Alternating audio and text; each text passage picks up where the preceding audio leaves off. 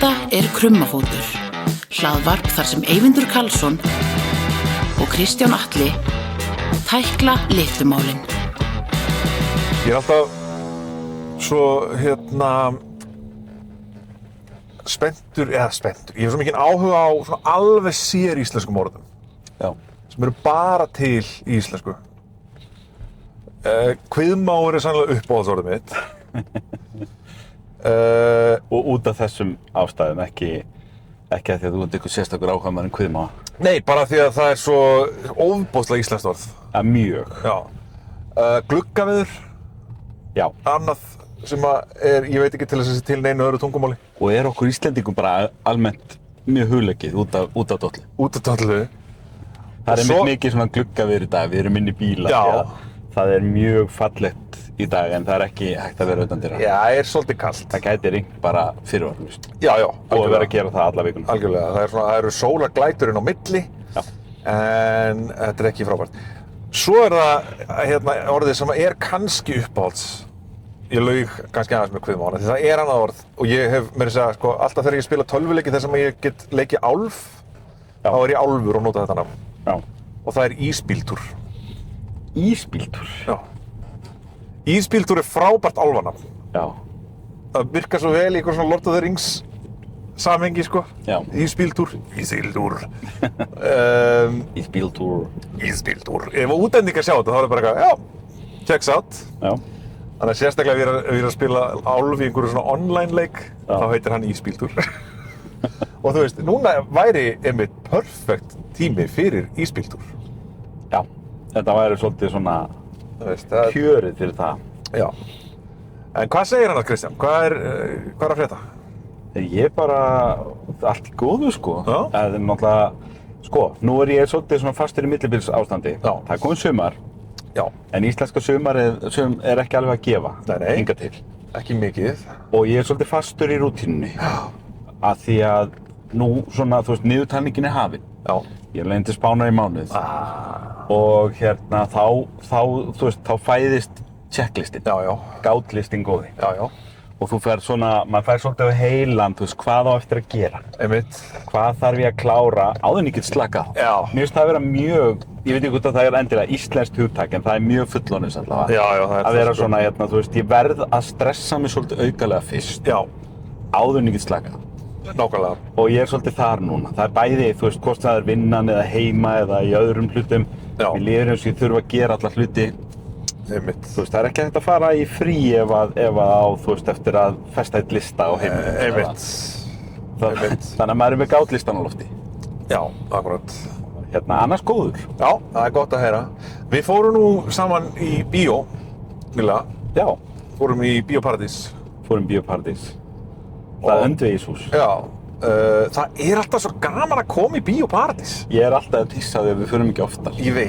Ég sat þarna með þér frammi áður en við fórum inn. Þetta ekki fyrsta skipti sem við förum? Þetta besta húsið í Reykjavík, af hverju sitjum við ekki oftar? Þetta ekki fyrsta skipti sem við förum saman í Bíóparadís? Ég held það. Jú, nei. Ég man að við fórum inn svona Nick Cave tónleika þarna. Nick Cave heimildamyndina? Já, tónleikamyndina. Alveg rétt. Nei, þetta var ekki tónleikamynd, þetta var plötuna. Nei, við fórum á tónleikana. Þetta voru tónleikar frá Köpen. Vá, ég man ekki eftir að hafa farið á þá. Jú. Já. Og fullur stóri salur og þetta var held ég í COVID-inu Hvort þetta hefur verið 2021 eitthvað Ég held að hefði verið One More Time with Feeling. Og ég hef svo sem alveg farið náttúrulega síðan en Já, ég hef alveg farið en eins og vorum að rifja upp þegar þetta hétt Regnboginn þá ólst ég upp þarna Já, algjörlega. Þannig að ég veit ekki af hverju ég fer ekki oftar í Bíóparadís. Nei, þetta besta bíó í heimi En bara nánast, þetta var geðveikt Já, þetta var ég mæli með en við náttúrulega fórum tæknilega sér ekki í bíó. Nei, við fórum í raun og veru í leikhús. Við fórum í leikhús og það var önnur nýjung. Þetta var ég að gera í fyrsta sinn. Já, ég hef hort á sýningar en ekki í bíósal. Já. Þú veist, þetta var náttúrulega frá National Theatre. Alltaf reglulega þá kaup ég áskrift í svona 1 eða 2 mánuði að National Theatre. Þeir eru með streymisveitur, Já. Og þú veist, þetta var National Theatre Live, en svo eru þau líka með National Theatre at Home sem streymisveita. Og og ég geri það svona reglulega og horfa á nokkra sýningar og segi því svo aftur upp. Mér finnst það mjög gott svona bara aðeins að sjá hvað að gerast í leikhúsinu í London og bara, þú veist, þetta náttúrulega oft mjög gott stöf. Já. sem hægt að sjá þarna en þú veist Í bara líka frábær margt leiðilegt. leikrit, í frábærum uppfæslum og... Já, en svo þú veist, en eins og ég segi, ég endist ekkert lengi yfir þessu því að það margt að það líka sem að ég hef ekkert gaman á, sko. Já. En þetta var sem sagt allir synir mínir eftir Arthur Miller. All My Sons. All My Sons. Sem var nú aðeins eldri en við heldum. Við Já. vorum að fletta þessu upp eftir á. Einmitt, Og þú helst þetta væri Víetnamstríðið. Já, ég veit ekki alveg En hann semur þetta bara 46. Já, þetta bara seinni heimsstyrjöldina. Ári eftir að henni lýkur. Já. Hann er bara með svona hrátt Já. og kalt mat á svolítið ástandi heima fyrir Bandaríkjunum. Algjörlega. Og eftir stríðið. Já. Eftir að Bandaríkin koma svona, þú veist, all in á seinasta þriðjungi stríðsins eða hvað það er. Einmitt. Og kannski er þetta bara því að maður er svo vanur og ég náttúrulega, þú veist, svo sem bara verða að viðurkenna fáfræði mína þegar kemur Arthur Miller. Ég hef greinilega bara alveg, ég vissi samt alveg, var það ekki hann sem var giftur eða í sambandi með Marilyn Monroe? Var það ekki Arthur Miller? Ég veit það bara ekki. Það var eitthvað frægt leikskáld, sko. Ég hef lesið essayur eftir hann. Hann var skrifaði þess að ritgerðir og greinar langar. Ég hef lesið eina eða tvær svoleiðis eftir hann. Ég hafði aldrei séð leikrit eftir hann. Ég kom alveg kaldur, sko. Ekki heldur. Bara vissi hvað hann var rosa frægur og er mikil smetinn sem bara eitt af höfuð leikskáldum 20. aldar, sko. Já. En ég bara fór hérna alveg 30 ára áratugavilt, sko. Já. En ég meina eftir að hafa séð eitt leikrit eftir hann. Já. Þá labba maður út og hugsaði, já, ég skil okkur. Já, nákvæmlega, Þetta var sko Halldór Laxness djúpt. Djúp krufning sko. á einni þjóð, á Bandaríkjunum, sko. Og það sem er svo magnað, og kannski þessum sem því maður er svo vanur að sjá svona umfjöllun Víetnamstríðið. Já, kannski er tíðarandinn sá að þetta var að gerast meira eins og í leikhúsi og í skáldsögum eftir seinni heimsstyrjöld. Já. En svo er þetta komið meira inn í bíómyndir. Já, en samt sko... Eftir Víetnamstríðið 20-30 árum seinna. Og það er það sem við innbyrjum svo mikið sem ungt fólk. Platoon og Apocalypse Now og þetta allt saman. Já, en sko samt, það er rosalega sjaldgæft finnst mér, alveg sama hvort að það er í bókmenntum eða öðru, að það sé fjallað seinni heimsstyrjöldina öðruvísi en með svona einhverjum dýrðarljóma í Bandaríkjunum. Já. Þú veist, hafa frekar verið Þjóðverjar eða Spánverjar eða Ítalir eða eitthvað sem hafa svona tekið þennan svona tekið niður rose-tinted gleraugun, sko. Já. Af því að þar er meiri skömm og meðan það er svo mikil skömm hjá Bandaríkjamönnum í kringum Víetnamstríðið en ekki seinni heimsstyrjöldina. Þarna er verið að fjalla sko áfallastreituröskun hjá hermönnum sem að mér finnst einhvern veginn vera svolítið á undan sínum samtíma þegar við erum að tala verk sem er skrifað 1946, sko. Já. Þú veist, þetta er bara ekkert umfjöllunarefni sem maður hefur séð mikið fyrir en miklu seinna. Já, og líka kannski þetta svona double identity, því að við náttúrulega, þú veist, maður lærir það svolítið að seinni heimsstyrjöldin er svolítið svona America's finest hour. Þú veist, það sem að Bandaríkin, það er ráðist á Bandaríkin og þá vopnaðist þau fyrir allan peninginn og verða að því superpower sem þeir hafa verið síðan. Já. Og koma bara, þú veist, mæta bara eins og Captain America og Iron Man á svæðið og bara redda málun. Já. Og hafa lifa á því. Hvað höfum við nú ekki oft heyrt einhverja Bandaríkjamenn á götum úti í einhverjum þáttum vera að rífa kjaft til dæmis og Frakkarein og bara halda kjafti því að við björguðum þeim í heimsstyrjöldinni og eitthvað svona bla bla. Já. Þú veist, Bandaríkin líta á sig eins og þú veist, eins og bara einhvern svona Superman sem að koma og bjarga þessu. Einmitt. En eins og þú segir, það er kannski eins og Bandaríkin hafa svolítið settlast á það á þessum tíma að, þú veist, á þessum tíma sem líður frá lokum seinni heimsstyrjaldar og þangað til að við kannski erum að slíta badskónum og fara að innbyrða efni að þá eins og þú segir, þá erum við að fá rosalega hrá viðbrögð við Víetnamstríðina því að þau eru nýlegri og það blæðir einhvern veginn beint í kvikmyndirnar. En það sem er sagt af Bandaríkjunum, sem sagt, þú veist, eins og Spielberg og þessi leikstjórar eru að heiðra fyrri kynslóð, sem sagt, The Greatest Generation, sína feður, heiðra þá með því að fjalla fórnirnar sem voru færðar og í staðinn fyrir, og það kannski örlar minna á því að það sé verið að fjalla þá, hvað ég að segja, það sem Bandaríkin gætu hafa gert rangt, eða það það sem að kannski ekki eins fallegar sögur af Bandaríkjunum og Miller skrifar leikritið bara ár eftir að stríðinu lýkur og hann greinilega bara að horfa í kringum sig heima hjá sér í Bandaríkjunum og segja, heyrðu, vá og þetta þú veist, umfjöllunarefni og það fáum við bara svolítið hrátt þarna og það var bara ansi sláandi. Já, það sko og náttúrulega frábæri leikarar þetta var ótrúlegur leikur sko, náttúrulega Bryan Cranston leikur aðalhlutverkið hvað heitir karakterinn? Joe eitthvað? Hann heitir Joe eitthvað, hann faðirinn og þarna eru sem sagt og það síðan, ég flett upp leikonunni sem að leikur konans, hún með langt nafn, það ómögulegt að muna og hún bresk leikona, frábær leikur konans og þau eiga sem sagt 2 syni, annar þeirra týndist í stríðinu og hún hefur ekki gefið upp vonina að sonurinn sé á lífi og vilja koma heim en hann pappinn og síðan hinn sonurinn eru svolítið svona vilja vera raunsæri og eru ósammála það sko hvort að þeir eigi að vera svona, hvað ég að segja, ýta svolítið á hana að sætta sig við orðinn hlut. Syninum finnst það og meðan að pappinn vill bera blak af konu sinni. Og svo náttúrulega flækjast aðrir þræðir inn í þetta. Og ekki síst náttúrulega það, sem sagt hann, pappinn og fyrirrændu viðskiptafélagi hans hafa sem sagt verið ákærðir á sínu tíma fyrir að hafa selt hernum gallaða íhluti í flugvélar. Já, sem að kostuðu yfir 20 hermenn bandaríska lífið vitað. Og það endaði þannig að viðskiptafélaginn hans fór í fangelsi en hann ekki. En það samt fólk í bænum sem alveg, þú veist, það svona skipta skoðunar hvort að fólk kennir honum líka eða ekki. Nákvæmlega. Og þetta fléttast allt saman og Bryan Cranston bara svo góður. Hann svo góður. Hann svo góður. Djöfull hann góður. Og þú veist, og þau eru fleiri góð. Hann sem að leikur son hans heitir Papa Essiedu og þekktastur í dag fyrir það að hann að fara að leika Severus Snape í Harry Potter þáttunum sem að þykir nú einmitt umdeilt því að hann þéldökkur. Og Já, það nú ekki það sem að mér finnst vera umdeilanlegt það að hann sé að fara að leika Severus Snape en Nei, fyrir utan alla J.K. Rowling umræðuna. En veistu það, ég reyndar bara stuttur út ég heyrði mjög góð rök fyrir því af hverju svartumaður ætti ekki að leika Snape. Þá sjaldan að því við vitum alveg að þetta svona knee-jerk racist reaction sko. En það var eitt sem bent á sko á netinu sem ég sá. Hugsið út í málið, þú veist, að því að nú ætlum ég að spilla aðeins Harry Potter. Já, ok, það má, sko. Það má. Harry Potter, þú veist, í Harry Potter kemur ljós í lokin að Snape var kannski góður gæi eftir allt saman. En það eftir að hann búinn að níðast á Harry Potter og félögum í 6 ár.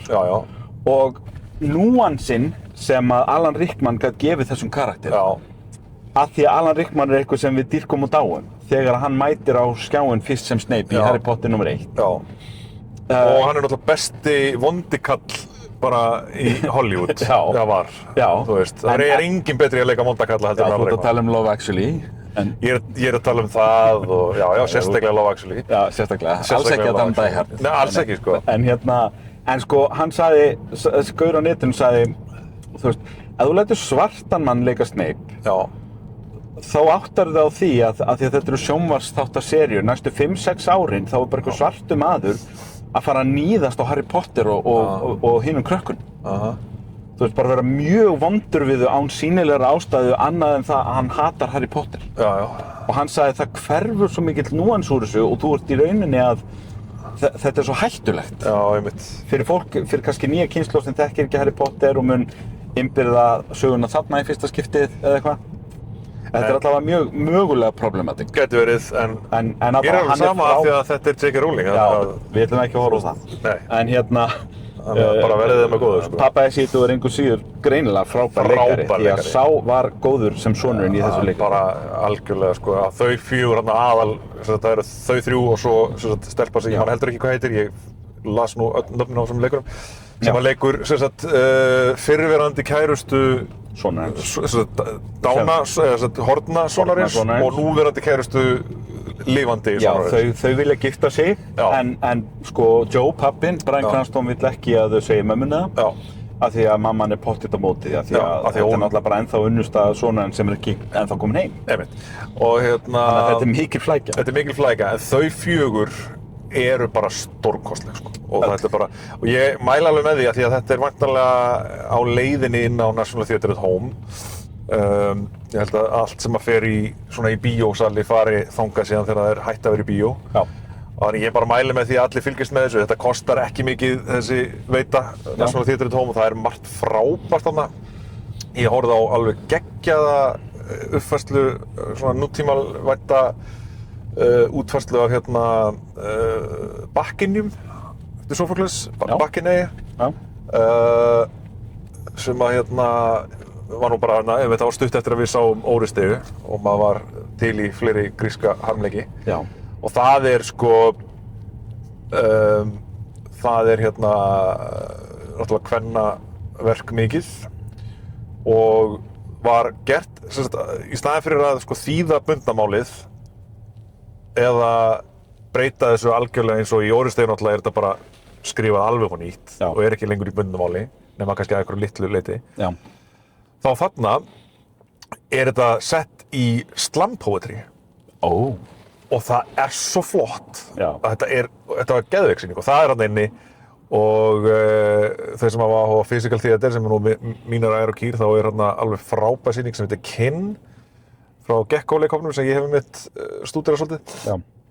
Sem að er alveg magnaður leikhópur sem sagt leggur aðaláherslu á líkamlega dæmið og þetta er fjölþjóðlegur leikhópur og hver leikari talar bara sitt tungumál. Já. Þannig að... Já, ég hef Tort, þú sendir mér og sýndir mér ekki leikrit en Já, það er sjónvarsleikritið, já. Já, svona eins og stórt eða langt myndband sem að þau gerðu niður á strönd.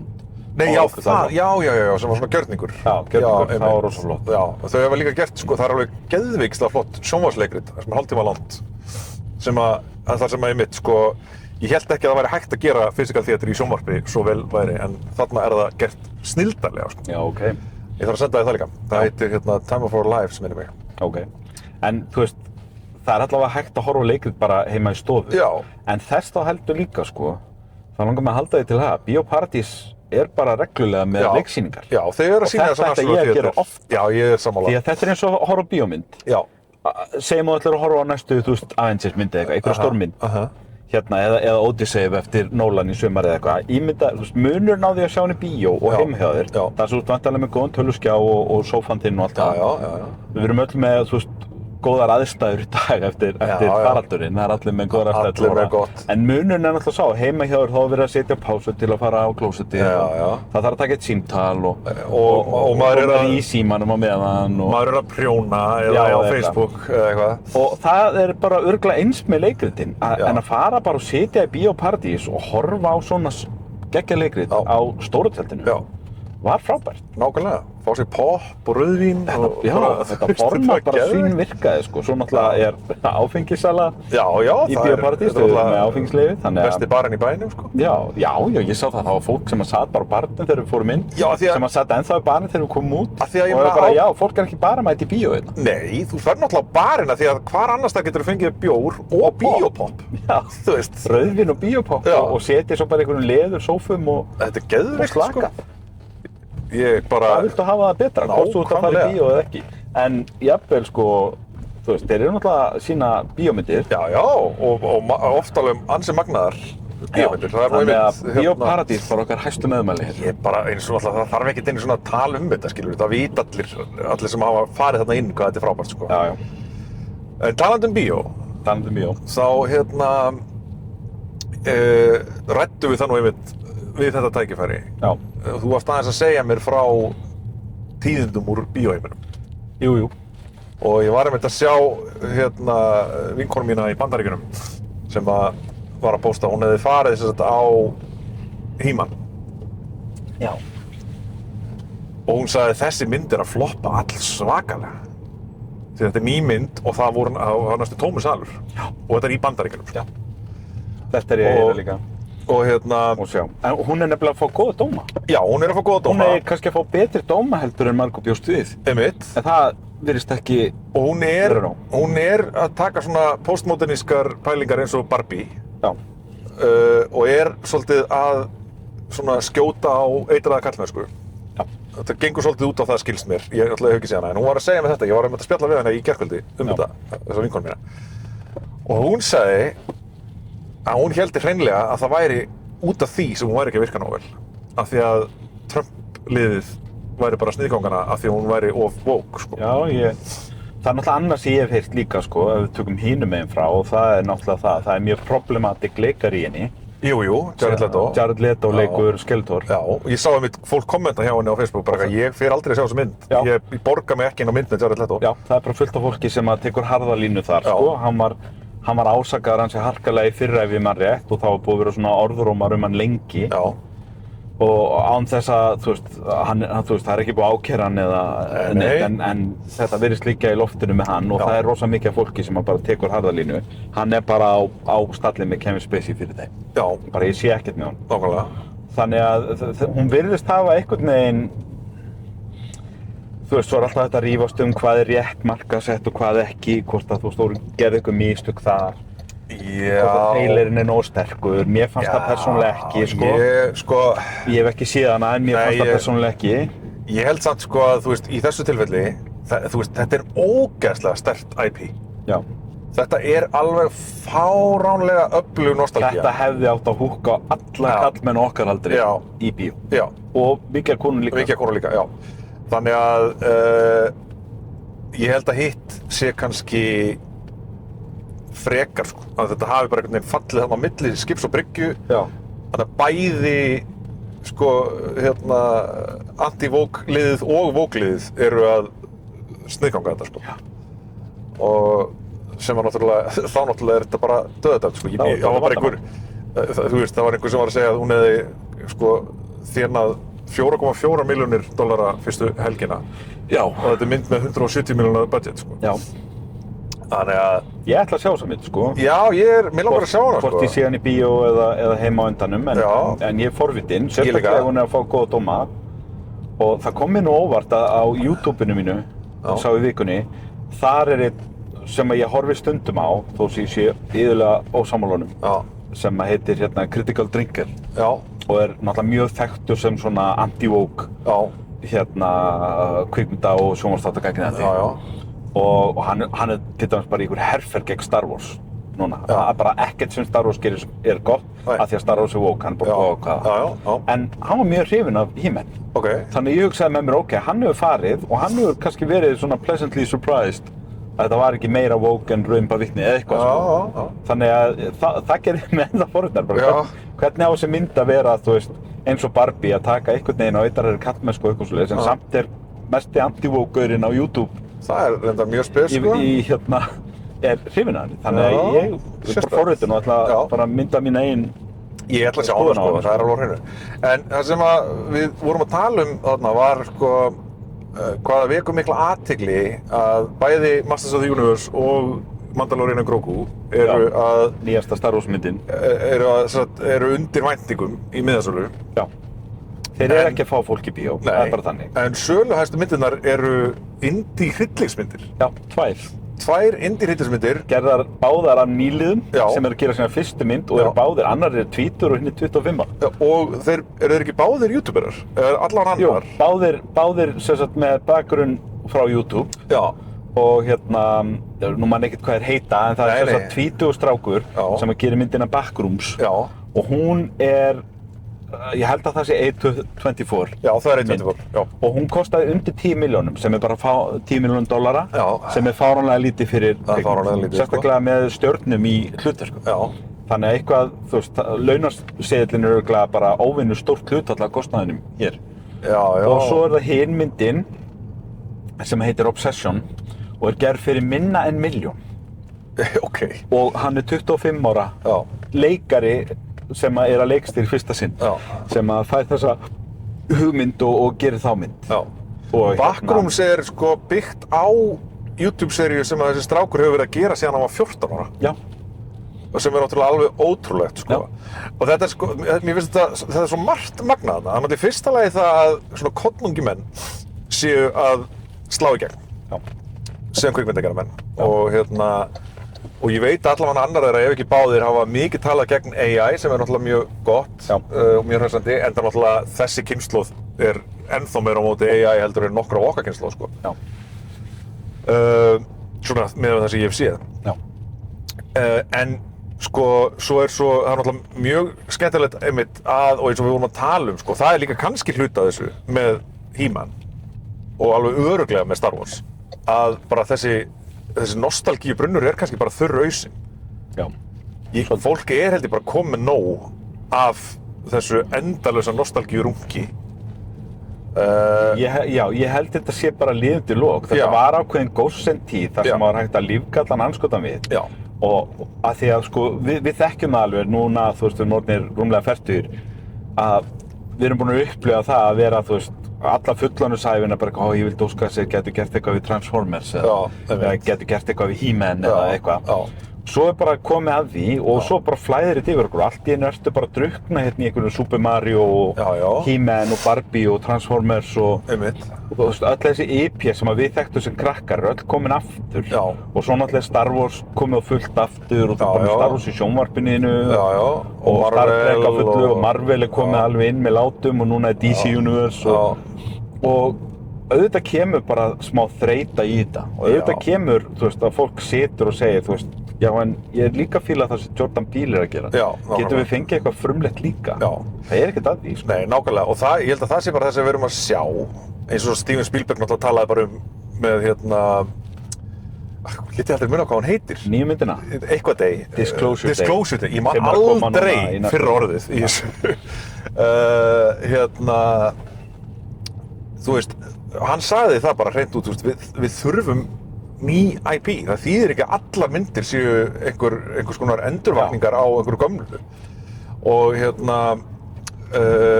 þú veist, og þannig að við erum með þarna gömlu kynslóðina og svo nýju kynslóðina saman í liði með þetta, sko.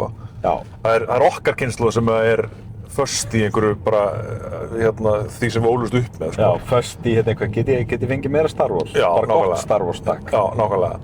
Og en svo kemur þarna Star Wars og He-Man með viku millibili og hvort tveggja að floppa. Já. Og á sama tíma eru sko hryllingsmyndir og það var annað sem bara þessi vinkona mín fast í hausinn af ódýrum hryllingsmyndir sem eru nýtt IP. Já, en það sem þessi vinkona mín sagði var að sko þetta væri kannski líka einhvers konar viðbragð við því bara hvað allt er hræðilegt í Bandaríkjunum. Hvað allt er svo blík og dimmt og drungalegt og ömurlegt. Af því að það er mjög óvanalegt að hryllingsmyndir séu yfir höfuð sýndar sumar, hvað þá að það séu vinsælar. Já. Og það er kannski líka eitthvað sem er kannski vert að spá í, hvort að þetta sé bara, veist, fólk hefur bara ekkert áhuga að fara á einhverja létta hasarmynd, fólk vill bara sjá eitthvað hryllilegt af því að það er allt svo hryllilegt. Ég ætla að koma með aðra kenningu hérna. Ok. Ég held að fólk er að vanmeta, sko, the power of the trailer. Já. Ef það er eitthvað sem er að hlusta á núna, ángríns, setja á pásu, ef þið getið, hoppið í tölvuna, eða horfa. Og þú veist, ef þið eru að horfa þá eru á YouTube, setja okkur á pásu. Opnið nýjan glugga samt svo að þið... Opnið nýjan glugga svo að þið tínu okkur ekki. Við viljum endilega að þið haldið áfram að hlusta á okkur og horfa á okkur, af því við erum svo sætir. Og það er komin sól. Farið og horfið á He-Man trailerinn og Mandalorian trailerinn. Mandalorian and Grogu og horfið svo á trailerina fyrir Backrooms og Obsession. Já, ég hef ekki séð neina þetta þessu trailer, ég er hættur að horfa á trailerina. Trailerinn fyrir Mandalorian var ekki góður. Ég horfði á hann og ég sagði, mér langar að sjá þetta, ég er forvitinn og þetta er fyrsta Star Wars myndin í 7 ár og ég fíla þættina en þessi trailer er ekki að selja mig neitt. Svo horfði ég á He-Man trailerinn og ég held ég hafi svona glott einu sinni. En að öðru leyti, hún var ekki að selja mér aksjón eða sjónarspil, ég var ekki heillaður á neitt hátt. Og ég var bara í vandræði með hana, en ég ætla samt að fara að sjá hana því hún er að fá góða dóma og ég er forvitinn. En svo, þú veist, trailerarnir fyrir Obsession og Backrooms eru báðir geðveikir. Þeir eru alveg frábærir, þetta selur þér konseptið strax og þú ert bara selt, ég er all in á þetta strax, sko.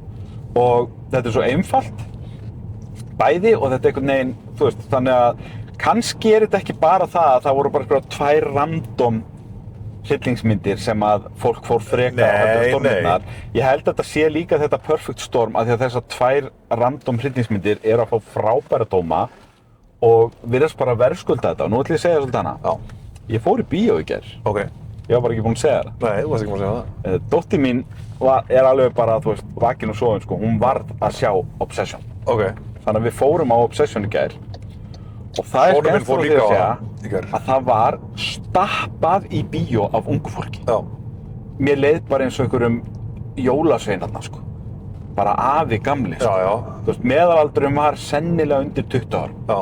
Þetta var bara eins og þegar að, þú veist, ég var unglingur og fór á Scream eða eitthvað. Já. Og þetta var bara event hjá unga fólkinu, að fara á Obsession. Það voru allir að tala um þetta. Já. Þú veist, við vorum að hitta frændfólk okkar hana, unga fólkið og þú veist, og dóttir mér var svo spennt og myndin stendur bara undir. Já. Hún er kingi mögnuð. Já. Hún er rosalega góð. Það er engin fræguleikari í henni. Nei. Hún er gerð fyrir undir milljón og þú sérð það. Hún er svipað dýr og bara einn þáttur af Malcolm in the Middle eða eitthvað, sko. Já. Þú veist, í framleiðslu. Og en hún er ógeðslega vel gerð og hún er fyrst og fremst líka bara svo vel skrifuð og leikinn. Já. Fær mín hæstu meðmæli, sko. Þetta er ekkert smá kröftug hryllingsmynd og upplifun sérstaklega í bíósal. Þannig að ég held að það sé líka bara máli. Ég held að fólk hafi bara horft á, burst sér frá einhverjum social issues eða hvað er í gangi í heiminum fyrir utan. Ég held að fólk hafi bara horft á trailerin og sagt, já, ég kaupi þetta ekki. Já, þú veist, ég held að þetta spila allt saman. Já. Þú veist, ég held að þetta sé, einmitt eins og þú segir, perfect storm, sko. Þú veist, þessar myndir eru bara, einmitt, kannski ekki nógu vel markaðsettar, kannski bara ekki nógu góðar og fólk er komið leið á þessu. Já, ég sá Mandalorian, mér fannst hún allt í lagi. Já, eins og ég segi, allt í lagi er bara ekki nóg. Hún er dýr fyrir allan peningi, maður sér bara peningarnir bara svona bráðna á skjánum. Já. Það er svo mikið í gangi þarna. Já.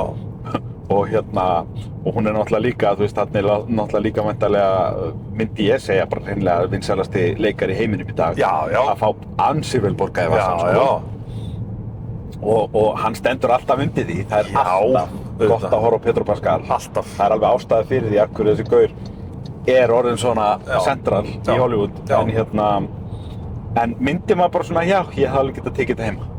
Þetta var ekkert eitthvað event sem ég er feginn að hafa séð í bíó. En ég er feginn að hafa séð Obsession í bíó. Já. Einmitt. Það var svolítið þannig, sko. Og ég held að fólk skynni þetta bara. Munin á þessu tvennu. Einmitt. Já, ég held að þetta sé rétt þér. Og en sko, mér finnst svolítið magnað að ný kynslóð kvikmyndagerðarfólks og mér finnst æðislegt að unga fólkið sé að, þú veist, flikkast í bíó til að sjá sína kynslóð. Já. Kvikmyndagerðarfólks. Já. Þú veist, bara, þú veist, við náttúrulega kannski, ég veit ekki, okkar kynslóð kvikmyndagerðarfólks var kannski eldri þegar hún fór að gera eitthvað. Okkar kynslóð kvikmyndagerðarmanna hefur verið kölluð MTV kynslóðin. Já, einmitt. Það eru Tarantino og David Fincher og Sofia Coppola. Sem eru samt, þeir eru samt alveg og Christopher Nolan, sko. Já, en ég meina, þú veist, þetta er fólki sem er að matræða fyrir okkur, kvikmyndir okkar kynslóð, þú veist, eins og Kevin Williamson með Scream-myndirnar og svona, þegar við erum unglingar, þegar við erum þau sem eru móttækilegir fyrir þessu, og það er okkar kynslóð, það er svo sem að elst upp á MTV. Nú er að koma YouTube-kynslóð. YouTube-kynslóð, kynslóðin sem elst upp á samfélagsmiðlum og YouTube og er svo bara farin að skila því í kvikmyndahús. Já, og það er frábært og mér finnst þetta geggjað. Bara ferskir vindar fyrir allan pening. Algjörlega, og það er alltaf, sko, það er, sko, við erum alltaf að tala um hvað allt er hræðilegt. Já. Þú veist, hvað streymisveitur eru búnar að eyðileggja allt fyrir tónlistafólki og þú veist hvað Netflix og allt þetta er að skemma kvikmyndaiðnaðinn að mörgu leyti og eitthvað svona. Já. En á sama tíma þá hefur, eins og ég hef líka oft talað þá hefur til dæmis sko playing fieldið aldrei verið jafnara í tónlist. Það eru allir í sömu súpunni. Já. Nema þú sért Beyoncé. Já. En allir sem eru ekki súperstjörnur. Þegar þú hugsa nýja artista.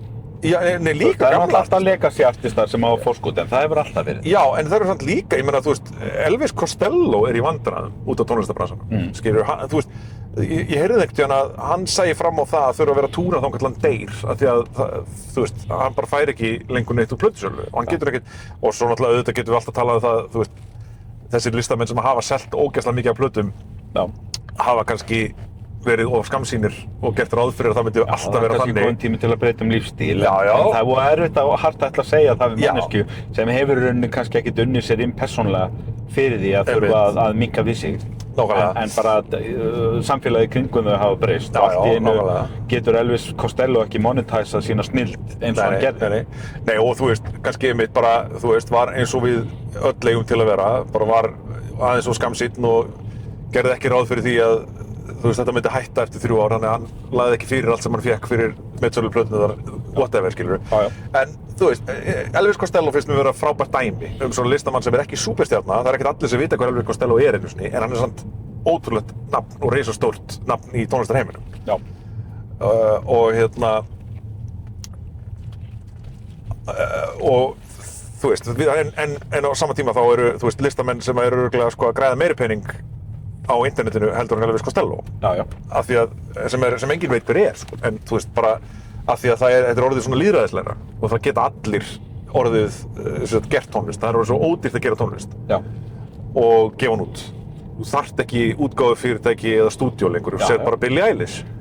Þú veist, ég meina, hún og bróður hennar gera plötu heim í Svefnbergi og gefa hann út sjálf og þau slá í gegn og þú veist, og þetta geta allir gert. Og nú er þetta orðið svona kvikmyndagerð líka.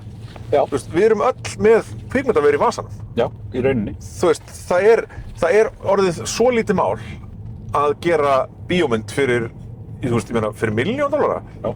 Fyrir $1.000. Þú veist, ef þú hóar bara saman vinum og notar iPhone og, þú veist, skrapa saman fyrir kannski nokkrum ljóskosturum til að láta lúkka sameiginlega, þá er bara komið allt þú þarft. Ef þú bara með góða hugmynd, þá getur þú gert þetta. Ég er eiginlega mest hugsi yfir því eftir að hafa farið á Obsession í gær. Er einmitt það hvað er hægt að gera mikið fyrir $1.000.000 í dag. Já. Því að hún, sko, eins og ég sagði kannski á hann, þú veist, að það sést á hún er ódýr, hún er það. Já. En það sést aðalega í því að það er ekki, þú veist, svona stórar einhverja CGI eða effektar í henni. Nei. Allt sem er gert og allt sem þú sérð eru practical effects. Já. Og svo bara lýsing og myndataka og bara, þú veist, og þar sérðu svolítið snilld leikstjórans. Já. Og snilld fólksins sem er að vinna, það þarf að vinna í kringum annmarkana og láta hlutina samganga upp og það gerir það. Já. Og mér finnst magnað að það sé hægt að gera þetta góða kvikmynd. Já. Fyrir undir $1.000.000, en það eins og þú segir, það er náttúrulega líka kemur til, ekki bara út af snilldinni hjá þeim sem að gera myndina, heldur líka bara því að þröskuldurinn er lægri, hann er orðið miklu lægri. Það er hægt að taka hellinga þessu upp bara á iPhone-um og með einhverja ódýrara mæka og já, ég meina, þú veist, það er hægt að gera þetta bara heim í stofu nánast. Já. Og þessi mynd alveg þess game, sko. 28 Years Later var tekin upp á iPhone. Já. Þú veist, það er Hollywood-mynd. Já. Þannig að, já, það er alveg hægt að gera þetta allt, sko. Já. Og og það er alveg magnað, sko. Og þess vegna er, finnst mér svo frábært bara þegar krakkar eru að eyða frítímanum sínum í að búa til dót fyrir YouTube. Ég var að kíkja inn á YouTubeið hjá yngri syni mínum, hann er að gera tónlistasveitan á YouTube. Aðalega remixa tölvuleikjalög eða það sem hann kallar remixa sem er bara hann að covera tölvuleikjalög. Já. Þannig að spila þetta inn og hann er að spila á alvöru hljóðfæri, mikið til sko. Já. Og þú veist, pick up, ég er búinn að vera að hlusta á hann núna að vera að pick up eitthvað tölvuleikastef og harmoniku í herbergi hjá sér. Og ég var að skoða þetta og þú veist, hann er ekkert með fjölda áskrifenda, en hann er búinn að setja inn 200 og eitthvað vídeó. Já. Og ég er bara þú veist, þetta er bara það besta sem hann getur verið að gera við frítímann sinn. Já. Þú veist, hann er að búa til svo mikla færni í alls konar. Ef hann væri tónlistarmaður sem væri búinn að gefa 200 lög. Já. Hann er tónlistarmaður sem er búinn að gefa 200 lög. Nei, ég er að segja, skilur, þú veist, svona ég er að meina hefðbundið, eða ef hann væri, þú veist, ljóðskáld sem er búinn að gefa út, þú veist, 30 ljóðabækur fyrir 20 eða eitthvað. Þá væri bara eitthvað, heyrðu, drengurinn er bara ekkert smá yfir við það sem hann er að skapa. Nákvæmlega. En eins og þú segir, þú kannski, maður áttar sig ekki á því að þetta fer inn á YouTube eða eitthvað og svo tekum maður þetta saman og er bara, heyrðu, bíddu. Já. Hér er bara eitthvað höfundaverk að fæðast. Já, nákvæmlega. Og hann er ekki um 20. Nákvæmlega. þetta ansi magnað, sko. En það náttúrulega líka kemur til að því að það svo auðvelt að skapa í dag. Það svo auðvelt að segja, heyrðu, þetta draumurinn og nú ætlum ég bara að gera þetta. Þú veist, þetta í rauninni til dæmis, ef við hugsum kannski, þú veist, eitthvað 50 ára aftur í tímann, þú veist, hvað þurftir til að vera málari eða rithöfundur? Þú þurftir að reyna ritvél eða þú þurftir striga á liti. En ef þú ætlaðir að vera tónlistarmaður, þá það miklu erfiðara. Af því að þú þurftir náttúrulega hljóðfæring kosta meira heldur en strí og málning og svo allur þröskuldurinn að komast inn í stúdíó og komast á svið og allt þetta. Þetta bara farið. Þú getur bara alveg aftur með ungan rithöfund með ritvél eða málara með striga. Þá getur þú bara verið inn í herbergi. Já, nákvæmlega. Og þú getur tekið upp heila kvikmyndar líka, ef þú vilt. Akkurat. Þannig að ég held þetta sé, sko, þetta ekki fyrstu, að því við erum að ræða þessar 2 hryllingsmyndir. Þetta ekki fyrstu myndirnar, ég sé til dæmis myndir slá í gegn og svona sem hafa verið crowdfundað til dæmis. Og aðra YouTuber að gefa út áður, uppáhalds YouTuber dóttur minna gaf til dæmis út hryllingsmynd í janúar, ég reyndar sá hann ekki. En hún fekk fína dóma líka.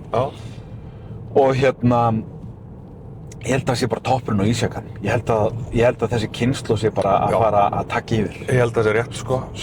Gleymið því ekki að maður eins og Spielberg til dæmis, myndin hans nýja að fá góða dóma og ég hlakka til að sjá hana. Af því þetta jú einu sinni Steven Spielberg. En hann ekkert engjaskalli. Ég held að sé hann og Scorsese eru þarna áttræðir, sko. Scorsese er 83 held ég. Og Scorsese er að fara að gera hryllingsmynd.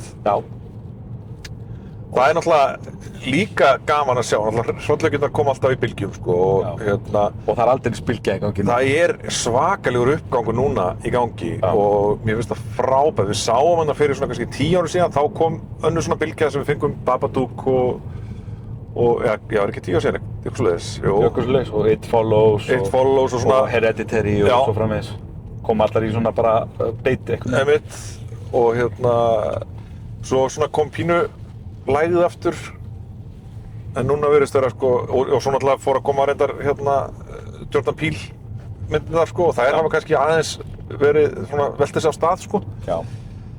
En þú veist, það er bara frábært og einmitt, það er bara geggjað að sjá unga fólkið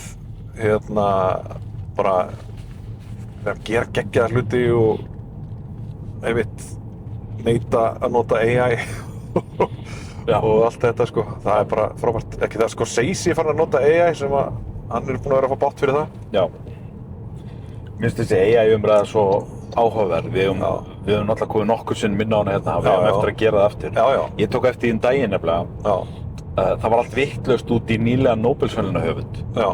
Hún heitir Olga Tokarczuk og er pólskur höfundur. Hún er kannski 10 árum eldri en við.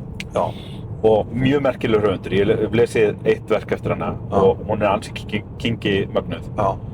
Og þú veist, það sem hún skrifar er svona svolítið á mörkum, einhvers konar sagnfræðilegt og sci-fi og speculative fiction og drama og hún er mjög beinskeytt. Það er erfitt að lesa hann svolítið svo Margaret Atwood eða eitthvað. Eða Joyce Carol Oates, hún gefur þér engan grið, sko. Þú skalt horfa á allan hryllinginn.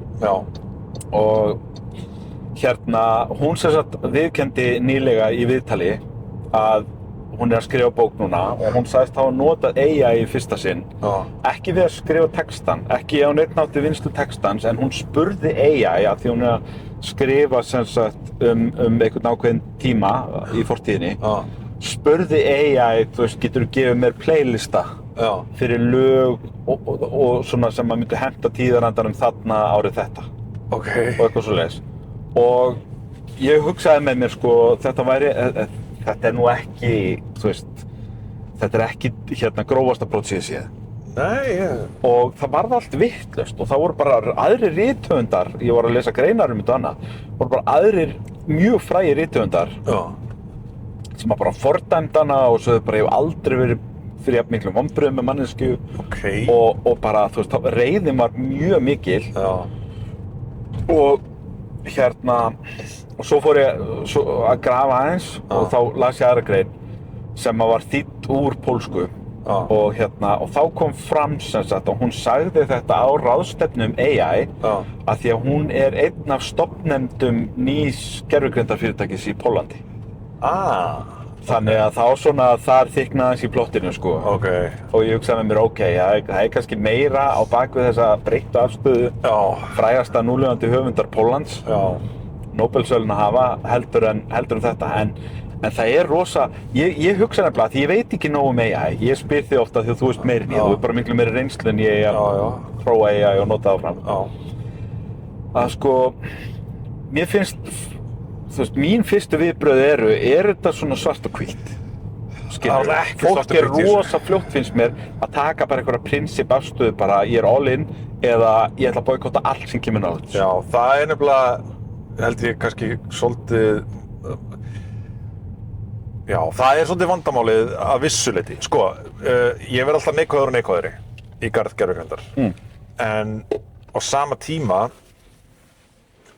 þá er, sko, ég held að, sko, fólk eigi erfitt með að greina á milli þess sem við köllum Gen AI, Generative AI. Já. Það er að segja gervigreind sem er að búa til myndir, texta, vídeó, tónlist og svoleiðis. Og svo þess sem er verið að gera til dæmis á sviði vísindarannsókna og svoleiðis. Já. Fólk blandar þessu rosa mikið saman og ég held að það sé ekki jákvætt. Já. Sko, það sem að þetta Gen AI getur gert vel er að taka saman, þú veist, fundargerðir og, þú veist, löng vídeó eða ritgerðir eða eitthvað og gera úrdrátt. Já. Í raun og veru finnst mér það vera eina gagnið sem þetta getur gert. Það er að segja, jú, þetta getur flýtt fyrir þér þegar þú ert að forrita. En ég þekki mikið veit mikið af forriturum sem að nýta sitt og segja þetta sé frábært fyrir þá án þess að hafa neikvæð áhrif á starfið þeirra. Þetta bara sparar þeim sporin og já, en ég þekki líka forritara sem að segja að þetta gerir það alls ekki, sko. Já, okay. Ég þekki forritara sem segja bara, þú veist, að þetta gerir svo mikið af vitleysum að ég eyði bara meiri tími í að laga það sem að þetta er að gera vitlaust heldur en ég væri bara að gera þetta frá grunni. Kannski fer það eftir í hvað þú ert að forrita og í hvaða forritan og tungumáli þú ert að gera og eitthvað. Ég þekki það bara ekki að því ég er ekki forritari. En, þú veist, ég meina, verkefnastjóri minn í vinnunni bjóð til, þú veist, bara forritaði innan gæsalappa með gervigreind tól fyrir verkefnastýringu sem að, þú veist, sparar henni rosalega mikinn tíma. Já. Og þannig að, þú veist, eitthvað svoleiðis eflaust gagnlegt, en á hinn bóginn má líka segja þá á móti af hverju hefði fyrirtækið ekki bara getað ráðið forritara til þess að gera það. Já, já. Það veist, það er svona eitthvað sem að maður getur alltaf spurt sig, sko. Já. En, þú veist, þegar kemur að því að búa til texta, þá er þetta alltaf lélegt og maður sér það alltaf þegar að þetta er gert svoleiðis. Og saman með myndir og vídeo og svona, þetta er bara, og svo náttúrulega bara, er þetta siðferðislega spurningi líka, þú veist, þú ert alltaf að taka vinnuna af einhverjum. Já.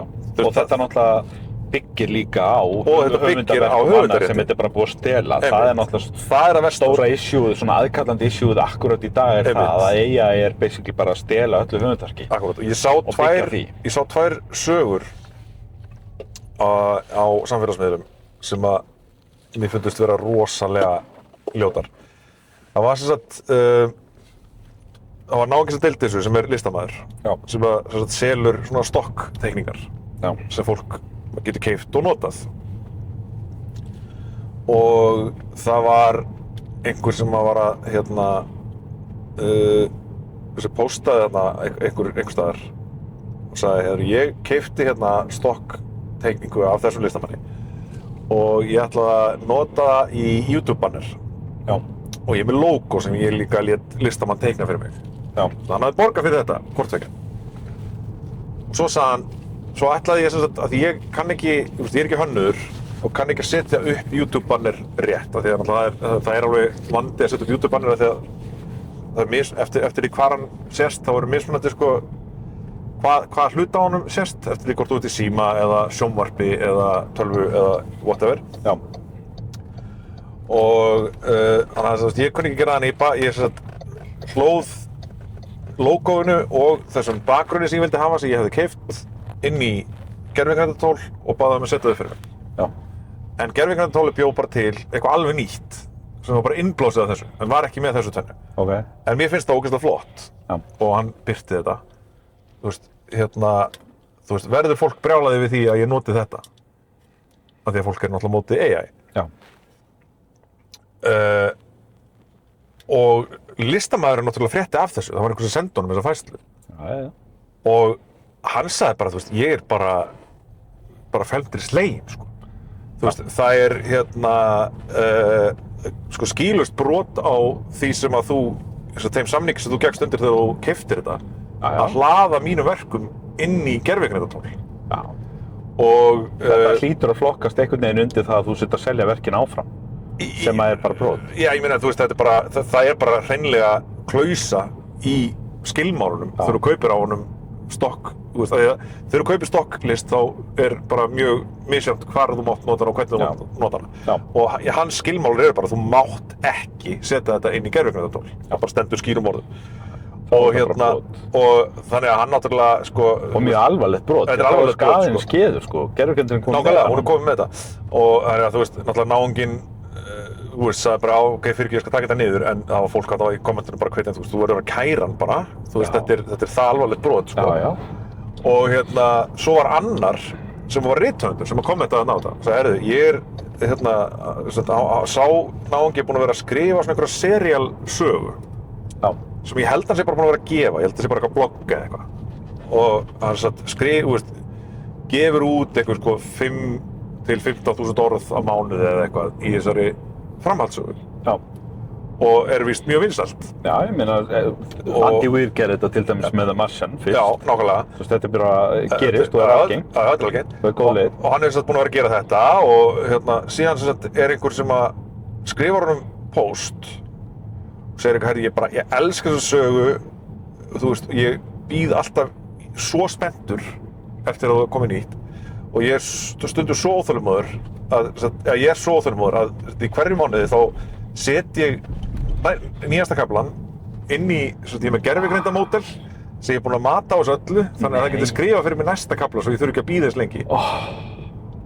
Og hversu heimst er fólk líka? Og Gauri bara eitthvað, herðu... Láta hann vita þessu. Já, nákvæmlega, og Gauri bara eitthvað, herðu, fyrirgefðu, þetta er alls ekki í lagi, sko. Nei. Þú ert bara núna, þetta er bara höfundarréttarbrot, sko. Já. Og þarna er í báðum tilfellum fólk sem heldur að það sé að, sko, hrósa listamanninum og þú veist, vera rosalega jákvætt, en er í raun og veru bara að, sko, brjóta alvarlega á þeirra höfundarrétti. Já. Ég er bara svo hrifinn af þínu höfundarverki að ég er bara búinn að vera að fjórfalda og stela því og selja áfram. Já, nákvæmlega. Eða gefa áfram. Já. Og þar alveg að grafa undir... Grafa undan þínum tekjumöguleikum. Grafa undan þínum tekjumöguleikum til framtíðar. Já, þetta er hræðilegt, sko. En þannig að,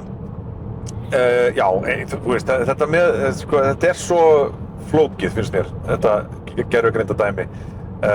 En já, erfiðara með að sjá jákvæðar hliðar á því að við séum öll með aðgang að þessu.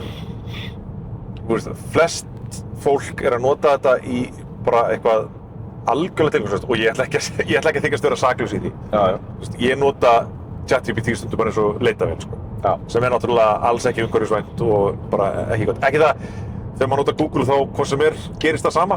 Google er núna búinn að skipta yfir í AI leitavél. Já. Þannig að... Og það...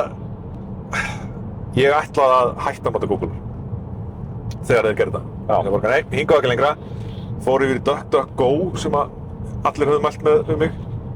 Nema bara ítrekað var ég lendi því að finna ekki einföldustu hluti á DuckDuckGo. Já. Þú veist, ég var að leita þarna listanum yfir 100 bestu skáldsögurnar hjá Guardian. Já. Og ég sendi þér skilaboð bara hvar finn ég þennan lista? Því ég var búinn að leita þessu á DuckDuckGo. Það var þess vegna. Já. Ég skildi ekki, ég þekki Eyvind Karlsson ekki af því að vera tölvu ólæs. Nei. Þannig að ég náttúrulega bara googlaði þetta og henti þess á þau og þetta tók 3 sekúndur. Já, ég var búinn að fara yfir einhverja 10 leitaniðurstöður hjá DuckDuckGo og ég fekk alltaf greinar listan. Fekk alltaf listan sjálfan. Já. Og þannig að ég bara neyddist til að fara með skottið milli lappana aftur yfir í Google, sko, því að þetta var ekkert að virka. Ég nota nánast enga gervigreind, sko, en hún er náttúrulega samt allt í kringum hann. Hún er farin að tróða sér inn í Outlookið og þú veist, og Excel og Word skjölin og annað, ég bara þoli þetta ekki. Þetta óþolandi. Það get ekki, það þurfa alltaf að fara í opt-out. Já. Að það defaulti sé alltaf að það sé kveikt á þessu, að þessi fyrirtæki vilja tróða þessu upp á mann. Já. Og jú, en í hugsunarleysi þá googla ég ennþá þó svo það sé orðið AI generated og svona sko. Já. Ég til dæmis, þetta er orðið svo gegnumsýrt, ég var til dæmis að búa til skjöl fyrir tippleik daginn. Að vera með tippleik í kringum HM í knattspyrnu á skrifstofunni. Það er svo slæmt orð, en já, halda áfram. Og hérna, já við, þú veist, þetta er tippið. Við erum bara... að tippa. Við erum bara ennþá 13 ára. Já. Og hérna, sko, og ég bjóð til skjöl, þetta tók mér smá tíma. Ég var sem sagt að búa til 2 skjöl. Það var annars vegar spurningalistinn, þar sem að fólk getur gíska úrslit og annars. Og svo, náttúrulega þurfti ég að setja upp Excel-skjalið, þar sem að með reikniformúlum og annað, þannig að það sé hægt að skrá svörin og halda utan stíginn. Af því að ég sem sagt tók þetta að mér af því að ég ætla ekki að vera, svo er ég farin bara til Spánar meðan HM er í gangi. Ég ætla ekki að, ég hef mjög lítið að horfa á HM í ár og meðal annars út af tímamismunum en líka bara því að það er allt í rugl í Bandaríkjunum. Þetta verður ekki gott. HM, þetta mun bara gera mig dabran HM. En hvað er það?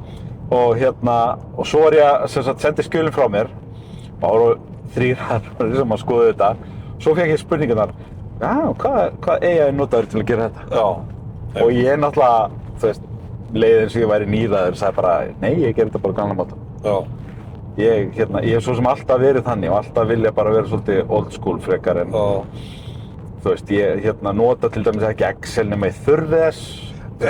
Excel er ekki eitthvað nýmóðins apparat. Nei, ég veit það, en þú veist, ég er bara búinn að gera ákveðna hluti í 30 ár á minn hátt. En svo náttúrulega er ég fljótur aðalega með öðru ef mér finnst það betra. En Þú notar ekki Excel og þurfur, þú ert með allar bækur sem þú lest inn í Excel, þú ert með bara sjaldan sem mann nota fleiri Excel-skjöld en Já, en það er bara þegar ég þarf það. Þú er bara þetta alltaf. Og ég nota Excel mjög mikið, ég ætla ekki að fara að láta eins og það sé ekki raunin. En mér finnst þetta bara svo lýsandi spurning. Það er bara, ok, þetta er flott gert hjá þér. Þú hlýtur að hafa gert þetta í AI. AI hlýtur að hafa gert þetta. Og svo er hitt, sko, hin hliðin á sem gerði mig dabran var að svo náttúrulega umræður það, þú veist, við erum að ræða, þú veist, hvað er í verðlaun fyrir þann sem sigrar og annað. Já. Og fólk er að tala sko, að það muni bara að láta AI svara fyrir sig. Já. Þetta er bara, þú veist, fólk ætlar ekkert að sitja sjálft og eitthvað að spá í hvernig Egyptaland Íran fer að HM í knattspyrnu. Það mun bara að spyrja Claude. Já. Og láta Claude segja sig hvernig þessi leikur líklegur til að fara. Já, og ég hugsaði með mér, þú veist, af hverju erum við þá að þessu ef ætla allir að vera með keimlík svör og við í rauninni krýnum sigurvegarann í lokin og það verður annað ChatGPT eða Claude eða Gemini eða... Það verður bara Battle of the Bots. Já, Battle of the Bots, sko. Já, þetta þú veist, þar sér maður hvað þetta er farið að sýra allt í kringum okkur, gegnum sýra. Ég var bara í umræðum daginn þar sem var verið að velta fyrir sér, og þetta var á Messenger, það var að velta fyrir sér íbúafjölda í ákveðnu sveitafélagi. Hvað búa margir þarna? Og það var einhver sem kom með einhverja tölu og ég fór á sama tíma og sú tala var að koma inn, þá var ég á Wikipedia að finna töluna. Já. Og fann þar, þú veist, tölur frá 2025. Já. Setti það inn. Og hin talan hafði verið frá 2022 eða eitthvað. Sem að manneskjan hafði komið með. Já. Og hún sagði, já, ok, ChatGPT hefur ekki verið með nýjustu tölur. Og ég bara, af hverju, þetta er hlutur sem er miklu einfaldara. Já. Að finna bara á, þú veist, fer bara beint á Wikipedia. Þetta er bara leti. Já. Þetta er bara, þú veist, common. Og líka kannski smá svona partnerskapur að ætla að treysta því bara ChatGPT veit þetta. Nákvæmlega. Þú veist, og ég nenni ekkert eitthvað að fact-checka það. Þú veist, það er bara, ef það er eitthvað sem maður gerir aldrei, þá er það að treysta þessum gervigrindamódelum fyrir einhvers konar staðreynd. Já. Þú veist, það er bara ekki lægi. Trust but verify. Þú verður að fara yfir allt sem það láta frá þér, annars settu bara... Nákvæmlega, ég meina þú veist, maður treystir ekki eins. Við erum að heyra nógu mikið af sögum það, glóríurnar sem gervigrindin gerir. Nákvæmlega. Þannig að, bara, já, nákvæmlega. Þannig að þetta er alveg út í hött, sko. Já. Þú veist, það er margt nytsamlegt í þessu og ég held að í framtíðinni eigum við eftir að finna jafnvægið og... Já, vantar ekki líka bara fyrst og fremst, þá vantar regluverkið. Jú, og það náttúrulega núna var forstjóri Anthropic sem með Claude að kalla eftir því að það verði þetta verði öll þróun verði sett í frost í einhvern tíma. Þetta bara eins og persónuleg myndbönd þegar snjallsímarnir eða farsímarnir fóru að geta tekið vídeo og myndir í góðum gæðum að þá náttúrulega, það var bara villta vestur í einhvern tíma þar sem voru ekkert regluverki yfir þetta, engin lög og engin svona einhvern veginn átt að sjá því, þetta var bara svona einhvern veginn persónubundið. Og eins og til dæmis með til dæmis nektarmyndir. Þetta var bara eitthvað sem að stundum að þá lenti maður í því að það var bara einhver vinnufélaginn sem að sýndi manni nektarmynd af kærustunni sinni eða eitthvað, ég hef lent í því sko en fyrir 20-25 árum. Og ég var bara allt í einu, bara að horfa í klófið á einhverju stelpu, bara, á kaffistofum. Og og þetta var bara svona, þetta var svona einhverjum öld fávisku.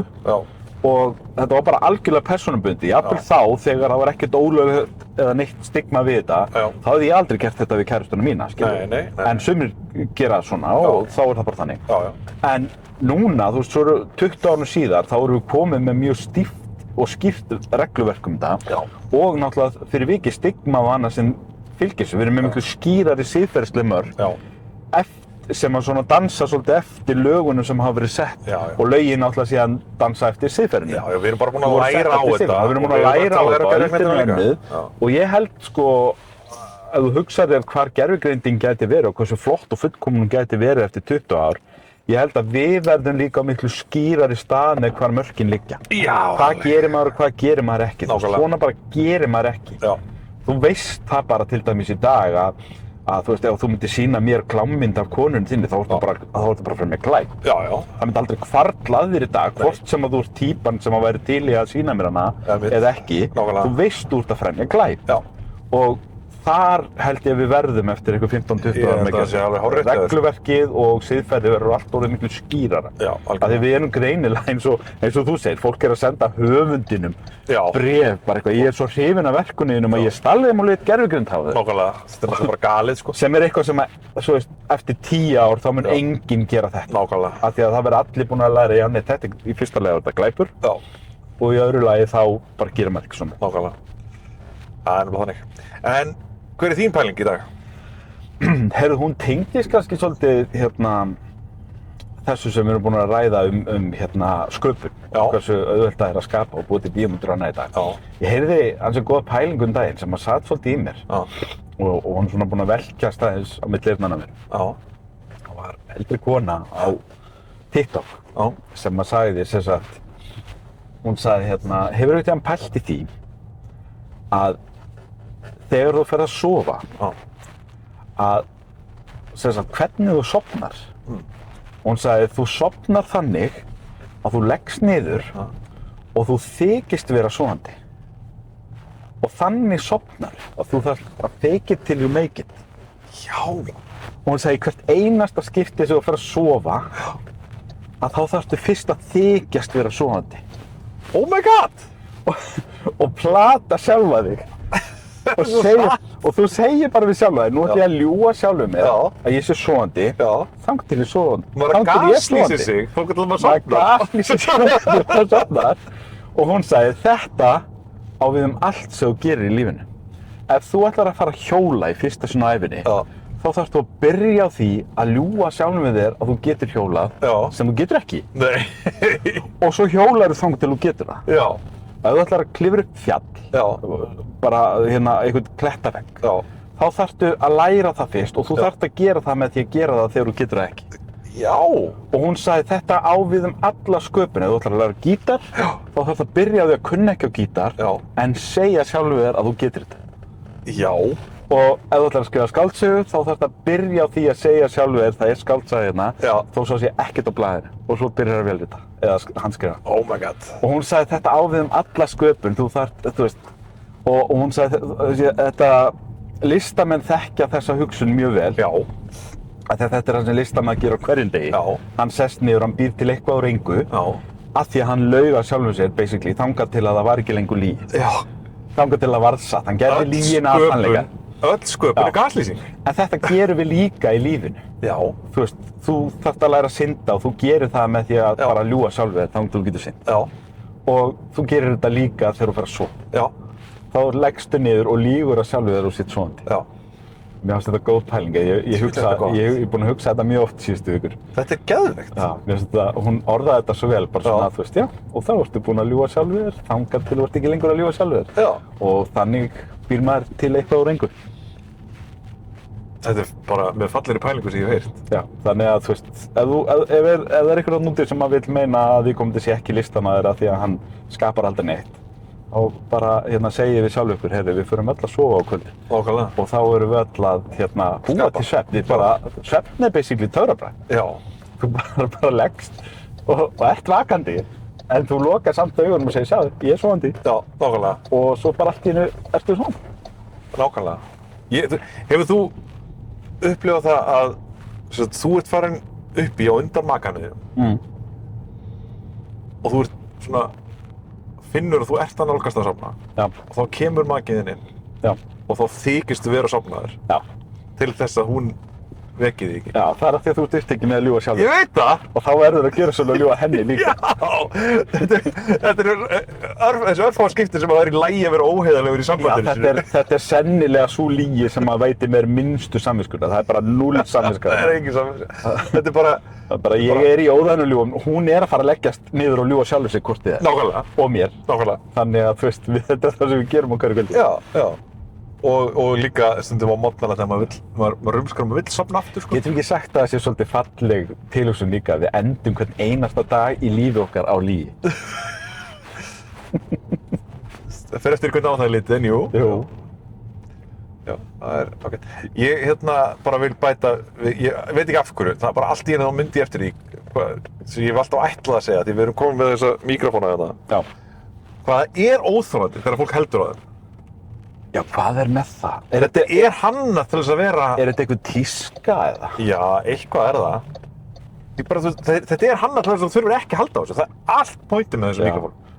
Þú veist, og eins og til dæmis, það er svona frægur, svona tiktokari sem hann tekur viðtal við fræga fólkið í neðanjarðarlestum New York. Ég vil ekki fræga fólki reynda, stundu fræga fólki, oftast bara velja. Og hann er með þetta á svona lestakorti. Já, ég veit það. Í staðinn fyrir að vera bara með þetta handflöt, ég bara, af hverju erum við ekki bara nota þetta? Ég skil það þegar þú ert að taka viðtal við fólk og það þarf að halda, skilur, þú ert ekki að fara að pinna. Já, kannski ef þú ert einn, en þú veist, og þetta deila honum á milli fólks. Nei, en ég skil það sko líka, þú sest við hliðina á okkur í Subwayinu og er bara, heyrðu, ég ætla að fá að taka hérna við, halda á þessu. Frekar en að þurfa að fara að klemma þess á okkur. En ef þú ert bara einn að tala.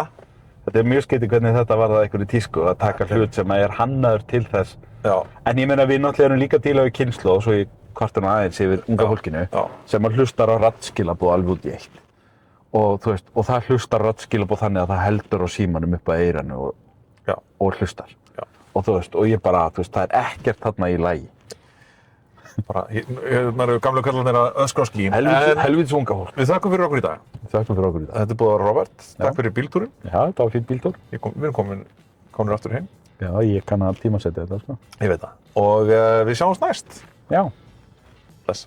Bless.